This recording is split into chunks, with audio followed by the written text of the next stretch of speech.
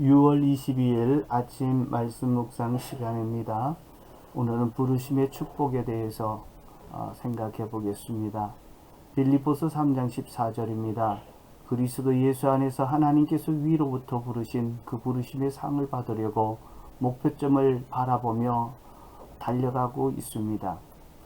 바울의 부르심에 대한 바울의 고백입니다.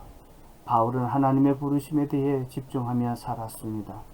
하나님의 부르심에 집중했던 것은 부르심의 상급이 있다는 사실을 확신했기 때문입니다.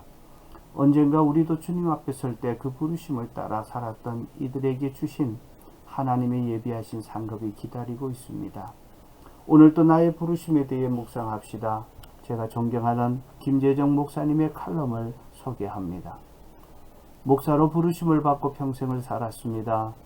목회를 마치고 보니 목사로 부르심을 받고 살게 된 것이 하나님의 축복이었고 특권이었음을 알게 되었습니다. 목사로 살면서 자연히 기도를 많이 하게 되었고 그로 인해 많은 기도 응답을 누리게 되었습니다. 다른 사람들을 기도로 축복하게 되었습니다. 또한 매주 말씀과 씨름하면서 하나님을 경험하게 되었습니다. 목사가 아니면 그런 삶을 살지 못하였을 것입니다. 목사로 사역하면서 복음을 전하는 사람이 되었습니다. 그로 인해 지옥 가는 많은 사람들을 예수님을 만나게 하고 천국으로 가게 하는데 쓰임을 받았습니다. 이것이 얼마나 감사한 일인지 모릅니다. 목사가 아니었으면 그런 일을 못하였을 것입니다.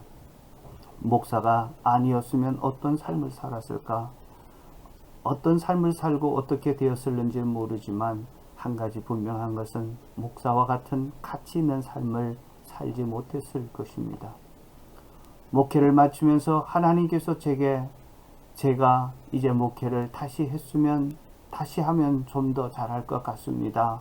라고 하나님께 말씀드렸더니 하나님께서 저에게 이렇게 말씀하셨습니다. 이제 됐다. 그리고 이렇게 말씀해 주셨습니다. 나는 너를 사랑하였다. 돌아보니 정말 그랬습니다. 내가 다른 사람들을 위해서 목회하고 기도하고 말씀을 준비한 것으로 알았지만 사실은 하나님은 나 한 사람을 사랑하시고 키워주셨습니다. 하나님 앞에서 허물투성이인 나를 하나님은 사랑으로 품어주셨습니다. 그리고 나의 삶을 다듬어 주셨습니다. 그리고 다른 사람들을 축복하며 사는 가치 있는 인생이 되게 해 주셨습니다. 하나님께서 목회자로 부르신 것은 가치 있고 축복된 삶을 살도록 하시기 위해서였습니다. 사역을 하면서 다른 사람을 사랑하고 섬긴 것 같지만 사실은 나에게 축복을 주는 길이었습니다. 섬김을 하고 사역을 하는 것은 하나님이 나를 사랑하시고 세우신 과정이었습니다. 목회자가 아니었으면 그렇게 사람을 사랑하고 축복하는 삶을 못 살았을 것입니다.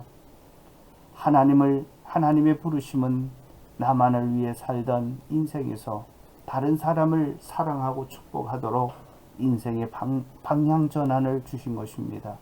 그래서 하나님의 부르심에 응답하여 순종하였을 때 나의 인생은 가치 있고 영향력을 끼치는 삶을 살게 되었습니다.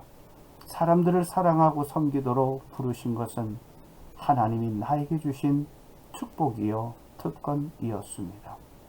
하나님의 부르심은 나를 가치 있는 삶을 살도록 하기 위한 부르심이었습니다. 이것이 목회자로 부르심을 받고 살면서 받은 은혜였습니다. 목회를 하면서 이런저런 일을 겪었습니다.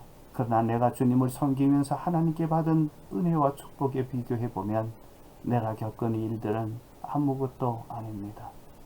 목회자로 나를 부르신 것은 하나님의 은혜의 초청이었습니다.